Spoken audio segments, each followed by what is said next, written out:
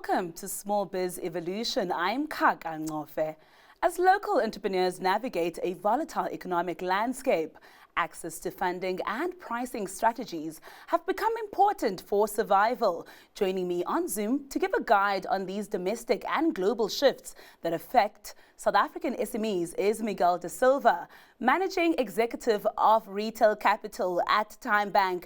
Miguel, let's jump straight into it. The South African Reserve Bank announced that the repo rate has been reduced to 7.5%, meaning that the prime lending rate decreases to 11%. How could high ongoing interest rates influence how SMEs access funding? Good morning, everybody. The first thing is to note that the inflation rate was probably at the lowest in the last 4 years at 2.7% in March. Now, in the normal circumstances, the South African Reserve Bank would probably want to reduce rates. But why they're being so cautious is really regarding the tariff war that's happening on the geopolitical landscape. That's creating uncertainty and is creating lots of skepticism as what's happening around the world and how the market's reacting. And that makes it a very difficult environment to reduce the repo rate. So what does this mean for small businesses? It makes just operating a business more expensive. You have to pay the interest rate. The consumers are under pressure because they don't have disposable income. And that all leads then down to businesses that are just not being able to thrive and be able to survive in this difficult market.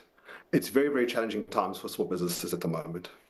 But can you please expand for our audience how exchange rate fluctuations influence the cost of operation for South African SMEs, particularly in the e-commerce space?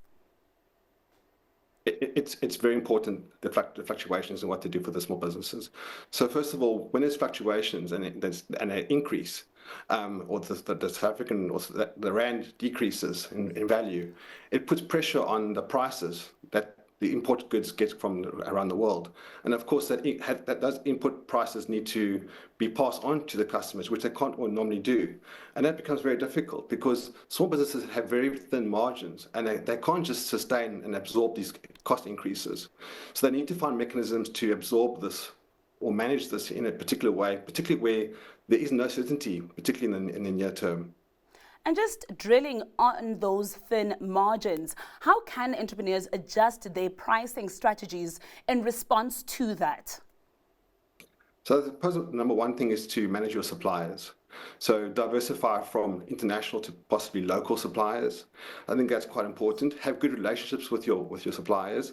Ask them for extended repayment terms. That definitely will help manage your cash flow. And I think it's important to source locally versus being reliant on overseas suppliers, particularly in this market where we just don't know what's going to happen with the exchange rates. I love that thought, but the interconnected nature of the economy means that when consumers face financial constraints, SMEs across various sectors feel the impact. Can you just give us your perspective on that? They certainly do.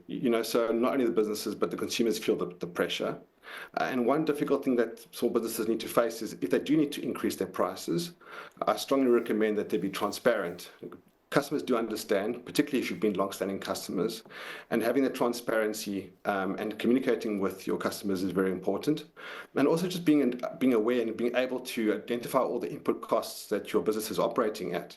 And if you do need to make changes, make those changes, because if you don't, you could be running at a loss, and of course that could put your business into jeopardy. Miguel, you earlier spoke about diversifying, but now I'd like us to look at what steps SMEs can take to maintain operations despite cash flow challenges caused by these high interest rates. Yeah, so you need to be looking at your operations. Is there any cost that you can avoid? Again, talking about repayment of suppliers, managing that.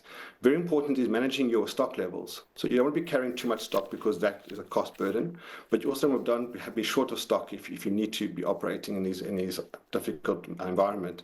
And really the most important thing is to have a cash reserve. There's always rainy days, there's always going to be a difficult moment. So either build cash reserves through some savings or get a working capital line or business loan where you can access and then have that ability to meet your requirements, or wherever there's a difficulty moment, have a bit of cash reserve.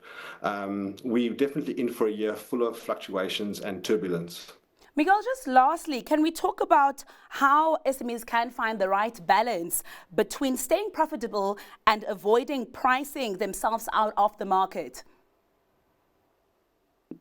You need to be in tune with what's happening on the market. What's the demand for your product, looking at what your competitors are pricing the product, and having a very careful understanding of what the costs of running your business actually is.